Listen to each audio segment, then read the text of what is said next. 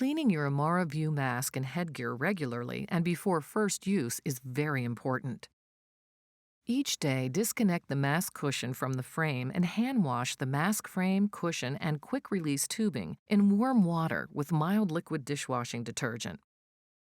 Do not use bleach, alcohol, or cleaning solutions containing bleach, alcohol, conditioners, or moisturizers to clean your mask.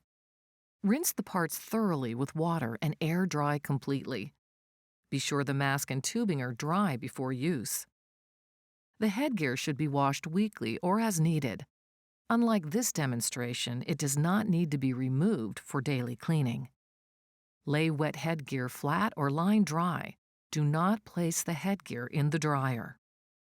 Be sure to inspect your mask and tubing for damage or wear, such as cracking or tears. Discard and replace parts as necessary. It is important to follow these cleaning instructions for the proper function of your mask. Innovation in you. Philips Respironics.